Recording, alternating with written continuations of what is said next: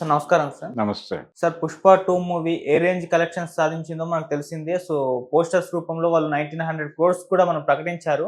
అయితే ఇప్పుడు income tax rights ఎప్పుడైతే జరిగాయో తర్వాత పరిస్థితులు మారిపోయాయి సార్. కొన్ని కథనాలు మీమ్స్ రూపంలో చాలా వరకు కూడా వీటిపైన విమర్శలొచ్చేస్తున్నాయి. అంటే ఇవన్నీ కూడా ఫేక్ కలెక్షన్సే వీళ్ళు ప్రొడ్యూస్ చేశారు. దీని మీద పోస్టర్‌ల మీద ఏసినయి అన్నీ కూడా ఫేకే. అసలైనవి వేరే రూపంలో ఉన్నాయని జెప్పేసి కూడా మాట్లాడేసుకుంటున్నారు. అంటే కొన్ని కథలు కూడా వచ్చేసాయి. ఇన్‌కమ్ టాక్స్ ఆఫీసర్స్ వాళ్ళని అడిగారని జెప్పేసి మీరు ఇంత పోస్టర్‌లేసారు. మరి ఇక్కడ మాకు లెక్కలు కనబడట్లేదంటే మేమేదో ఏసాం సార్ నిజంగా అంత ఉంటాయా? అన్నట్టుగా కొన్ని కథలు మీమ్స్ రూపంలో సోషల్ మీడియాలో చాలా సర్క్యులేట్ అయ్యాయి సార్. అసలు 'పుష్ప 2' కలెక్షన్‌ల విషయంలో ఏం జరిగింది? మరి ఇన్‌కమ్ టాక్స్ రైడ్ తర్వాత వస్తున్న విమర్శల పైన మీ ఒపీనియన్ ఏంటి సార్? అంటే వాళ్ళు ఆఫీసర్లుగా అధికారికంగా చెప్పిన మాట 1300,00,00,000 అనే మాట బయటకొచ్చింది. ఓకే. అంటే 1300,00,00,000 సినిమా బిజినెస్ అయింది అనేది. అయితే ఇక్కడ చూడాల్సిందేంటంటే, హ్మ్. సినిమా వాళ్ళ చేతుల్లో నుంచి వెళ్ళిపోయింది. అంటే ఇన్‌కమ్ టాక్స్ చాలామంది ఏం మాట్లాడుతున్నారంటే, ఈ పోస్టర్ల తాలూకా వ్యవహారం నిర్మాత గారి ఇంట్లో ఉండే డబ్బులు కాదవి. హ్మ్. ఏదో ఈయన అకౌంట్‌లో చూపించే డబ్బులు కూడా కాదు. హ్మ్. ఎందుకంటే సినిమా అమ్మేసిన తర్వాత అక్కడ బయ్యర్ గొడవ అది. ఓకే. ఈయనకేం సంబంధం? ఈయన ఒక రేట్‌కి అమ్మేసుంటాడు. కొనుక్కున్న వాళ్ళు బిజినెస్ చేసుకున్నారు. హ్మ్. ఇప్పుడు 'పుష్ప పార్ట్ 1కి' నార్త్ బెల్ట్‌లో పావలా పెట్టి కొన్నవాడికి రూపాయి ప్రాఫిట్ వచ్చింది. అంటే ఇక్కడ డివైడ్ టాక్ వచ్చి సినిమా కొంత డౌన్ అయ్యి యావరేజ్‌గా నడిచి ఫైనల్‌గా హిట్‌గా స్థిరపడింది. హ్మ్. కానీ నార్త్ బెల్ట్‌లో అది హిందీ బెల్ట్‌లో బాగా కలెక్ట్ చేసింది. అక్కడ తక్కువ ధరలకే కొన్నారు. అప్పటికి ఎవరికీ మార్కెట్ లేదక్కడ. అల్లు అర్జున్‌కి మార్కెట్ లేదు. సుకుమార్‌కి తెలీదు. సుకుమార్ ఎవరో గూడా తెలీదాళ్ళకి. కానీ కంటెంట్ కనెక్ట్ అయింది. వాళ్ళకి ప్రాఫిట్ వచ్చింది. అది వీళ్ళలో కాన్ఫిడెన్స్ పెంచింది. కాన్ఫిడెన్స్ పెంచి ఈ సినిమాని కొంచెం మనం ప్రాపర్‌గా డిజైన్ చేస్తే ప్రతి చోట ఆడేస్తుంది అనేటువంటి ఒక నమ్మకంతో చేసిన సినిమా 'పుష్ప 2'. 'పుష్ప 1' టైంలో అంత కాన్ఫిడెన్స్ లేదు వీళ్ళకి ఆ సినిమా మీద. పర్టిక్యులర్‌గా బన్నీకి లేదు. చూద్దాం ఇదొక సినిమా అన్న ధోరణిలో వెళ్ళిపోయాడు తను. హ్మ్. ఎప్పుడైతే అది హిందీ బెల్ట్‌లో కనెక్ట్ అవ్వటం అనేది అర్థమైందో వీళ్ళకి, వీళ్ళు చాలా ధైర్యం వచ్చేసింది వీళ్ళకి. కాన్ఫిడెన్స్ పెరిగింది. హ్మ్. అందుకని ప్రతి సీను చిత్రీకబట్టారు. పార్ట్ 2 డిలే కావడానికి కారణం అదే. ఓకే. సరే ఈ గొడవ ఇలా ఉంటే, ఆ రోజున పావలాకి రూపాయి తిన్నవాళ్ళు ఉన్నారు గదా! మరి వాళ్ళ మీద కదా దాడులు జరగాల్సింది. ఆ పావలాకి అమ్ముకున్న వీళ్ళ మీద కాదు కదా! అందుకని ఈ సినిమా కూడా వీళ్ళు అమ్మిన రేట్ల మీదే చూపిస్తారు తప్ప, ఈ 1300,00,00,000 చెప్పారు వీళ్ళు అనేది కూడా వాస్తవం అని నేను అనుకోవడం లేదు. హ్మ్. ఎందుకంటే వీళ్ళెవరు చెప్పడానికి, కొనుక్కున్నవాడు కదా చెప్పాల్సింది. దాడులు అక్కడ జరగాలి. వీళ్ళు అమ్మిన రేట్లు మాత్రమే చెప్తారు. అయ్యా మేము సినిమా తీసాం ఇంత అయింది. ఇదిగో ఇన్ని కోట్లయింది. ఇన్ని కోట్లకి అమ్మేసాం. దీనికి మేము ఈ ట్రాన్సాక్షన్‌కి సంబంధించినటువంటి అగ్రీమెంట్స్ ఉంటాయి. ఆ అగ్రీమెంట్స్‌లో ఎంత వాళ్ళు నమోదు చేశారు. వీళ్ళు 100కి 100% వైట్‌లో నమోదు చేసుంటారని కూడా అనుకోనే అవకాశం లేదు. హ్మ్. దానిలో కొంత వైట్ ఉంటుంది. మెజారిటీ బ్లాక్ ఉంటుంది. బ్లాక్ ఆళ్ళు ఎలాగూ రాయరు. ఓకే.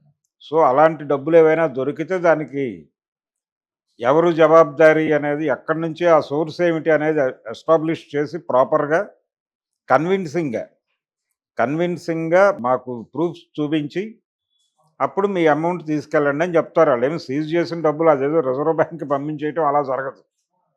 ఆ డబ్బులు సీజ్ అయ్యి ఉంటాయి. వీళ్ళు ప్రాపర్‌గా దాన్ని ఇన్‌కమింగ్ ఎలా వచ్చింది అనేది ప్రాపర్‌గా ఎస్టాబ్లిష్ చేసి ఒక ఫైల్ సబ్మిట్ చేస్తే వాళ్ళు కన్సిడర్ చేస్తే బయటకొచ్చేస్తాయి డబ్బులు. ఇన్ కేస్ ఒకవేళ అది ఎక్కడైనా టాక్స్ ఎగ్గొట్టుంటే టాక్స్ పే చేసి తెచ్చుకోవచ్చు. అంతే తప్ప అదేదో తీసుకెళ్ళిపోయి ఇంకెక్కడో పడేస్తారని కాదు. హ్మ్. అందుకని కొంత డబ్బులు దొరికాయని చెప్పారు కదా! వీళ్ళ దగ్గర అకౌంట్‌లో లేనటువంటి అంటే ప్రాపర్ అకౌంట్స్ లేనటువంటి అమౌంట్ కొంత దొరికింది. 'మైత్రి మూవీ మేకర్స్' దగ్గర దొరికింది. అలాగే 'సుకుమార్' దగ్గర కొంత దొరికింది. ఆహ్, ఇంకా అక్కడ 'దిల్ రాజు' గారి వ్యవహారంలో కూడా కొంత దొరికింది అనేది ఎవరి దగ్గరైనా దొరుకుతుంది. ఓకే. దొరకకుండా ఎలా ఉంటుంది? ఎంతో కొంత దొరుకుతుంది. దొరికిన డబ్బుల్ని ప్రాపర్‌గా వాళ్ళు ఎవిడెన్స్‌లు ప్రొవైడ్ చేసుకొని బయటకు తెచ్చుకోవాలి. హ్మ్. అదెలాగో ఆ కసరత్తు చేస్తారు. అయితే ఇక్కడ కొనేసుకున్న వాళ్ళ మీద దాడులు జరిగాయా అనేది కొనుక్కున్న వాళ్ళ కదా బుకింగ్‌లో హ్మ్. తెగే టికెట్ తాలూకా డబ్బులు బయ్యర్కి వెళ్తుంది కానీ ప్రొడ్యూసర్కి రాదు. ఇదివరకు ప్రొడ్యూసర్కి షేర్ ఉండేది దానిలో. ఇప్పుడు ప్రొడ్యూసర్కి సంబంధం లేదు. వన్స్ డీల్ అయిపోయిన తర్వాత ఒకవేళ లాస్ వస్తే వాళ్ళొచ్చి వాళ్ళ ఇంటి ముందు ధర్నాలు చేయటం చూసాం మనం. అవును. గతంలో ఆచార్య టైంలో భరోసా ఇచ్చినటువంటి కొరటాల శివ ఆఫీస్ మీదకి వెళ్ళి బయ్యర్లు గొడవ చేయటం కూడా చూసాం మనం. అది జరుగుతుంది. అది జరగలేదు అంటే ప్రాఫిట్ వెళ్ళింది, అవతల వాళ్ళు సేఫ్గా ఉన్నారనేది అర్థం చేసుకోవాలి. ఇది టోటల్గా మొన్న జరిగినటువంటి ఐటీ దాడులకు సంబంధించి వాళ్ళు తక్కువ చూపించారు. రెండోది ఆ పోస్టర్లు ఫేకు. ఆ పోస్టర్లు చూసే వెళ్ళుంటే నిజానికి పోస్టర్లు చూసే వెళ్ళారు అనేది ఒక ప్రచారం జరుగుతోంది. అప్పుడైనా వాళ్ళు ఆలోచించాలి కలెక్షన్ ఎక్కడొస్తుంది, ఎక్కడికి వెళ్తుంది అనేది. అదే ఎస్టాబ్లిష్ చేసి చెప్పుంటారు వీళ్ళు. ఇలా ఈ కలెక్షన్స్ విపరీతంగా ప్రమోట్ చేస్తున్నారు, ఇవన్నీ ఫేక్ అవుతున్నాయి అనేది అయితే ఒక ప్రచారం ఉంది బయట, మొదటి నుంచే ఉంది. ఈ ఐటీ దాడుల కంటే ముందే ఉంది. పైగా హిందీ మార్కెట్లో అంటే బాలీవుడ్ మీడియాలో దీని మీద కొంచెం మీమ్స్ క్రియేట్ చేశారు. అంటే సౌత్ నుంచి వచ్చేటువంటి సినిమాలు, సౌత్ డైరెక్టర్లు కథలని, ప్రాజెక్టులని బాగా డిజైన్ చేస్తున్నారు అని అనుకున్నాం ఇప్పటిదాకా. ఇప్పుడు నెంబర్స్ కూడా బాగానే క్రియేట్ చేస్తున్నారు అనే పద్ధతిలో మీమ్స్ చేశారు. చేసి ఇవన్నీ క్రియేటెడ్ నెంబర్స్ అనేది డిస్కషన్ నడిచింది. ఏదేమైనా కానీ కొంచెం ఫ్యాన్స్ని ఎంకరేజ్ చేయడం కోసం చేసేటువంటి ఒక జిమ్మిక్ అనుకుంటే, గతంలో కూడా పేపర్ యాడ్లు వేసేవాళ్ళు కదా, ఇంత వచ్చింది మా సినిమాకి అని. అది మొదటి నుంచే ఉన్నదే. పోకిరి టైంలో దాడులు జరిగాయిగా పూరి జగన్నాథ్ మీద. ఇలా జరుగుతాయి. అయితే అకౌంట్స్లో వాళ్ళేదో 1300 చూపించారు, ఇది వాస్తవ లెక్క. అది బాహుబలిని క్రాస్ చేసింది, ఇవన్నీ తప్పు. 1900 తప్పు. అంటే దాదాపు 700 కోట్లు ఎక్సెస్ చెప్తున్నారు వీళ్ళు. తండేల్ని కూడా దాటేసింది. తండేల్ కదా, సారీ, అమీర్ ఖాన్ సినిమా ఉంది కదా, పీకే ఉమ్, దంగల్. దంగల్ దంగల్ని దాటేసింది అనేది ఇవన్నీ మాట్లాడారు. దాటేస్తే దాటి ఉండొచ్చు, లేదంటే లేదు. అఫీషియల్గా వాళ్ళు అనౌన్స్ చేసుకున్నదే వార్త. 1900 అనే ఫిగర్ వాళ్ళు అధికారికంగానే చెప్పారు. అదే చెప్పు ఉంటారు. ప్రొడ్యూసర్కి ఏం సంబంధం సినిమా అమ్మేసిన తర్వాత అనేది చూడాలి. సినిమా బిజినెస్ ఒకప్పుడు ఉన్నటువంటి షేప్లో ఇప్పుడు లేదు. వీళ్ళ దగ్గరికి అంటే వీళ్ళు మొదటి నుంచి జరిపినటువంటి బిజినెస్ అంటే ప్రీ రిలీజ్ ఈవెంట్స్ దగ్గర నుంచి జరిగినటువంటి వ్యాపారం, ఆ వ్యాపారంలో వీళ్ళ దగ్గరికి చేరినటువంటి సొమ్ము, దానికి సంబంధించినటువంటి రూట్స్ ప్రాపర్గా ఎస్టాబ్లిష్ అయి ఉన్నాయా లేవా అకౌంట్ బుక్స్లో అనేదే చెక్ చేస్తారు వాళ్ళు. ఆ చెకింగ్ జరిగిన తర్వాత ఆ చెక్లో కాకుండా విడిగా ఏదైనా డబ్బులు దొరికితే 10 పైసలు దొరికినా సీజ్ చేస్తారు. అదే జరిగింది. అంతకుమించి దానిలో పెద్ద విడ్డూరము, వింత, అభిమానులు బాధపడాల్సిందో భయపడాల్సిందో ఏమీ లేదు. ఇది నార్మల్ ప్రొసీజర్ అంతే.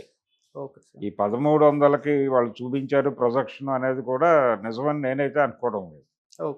ఎందుకంటే వీళ్ళ దగ్గర ఆ అకౌంట్స్ ఉండే అవకాశం లేదు.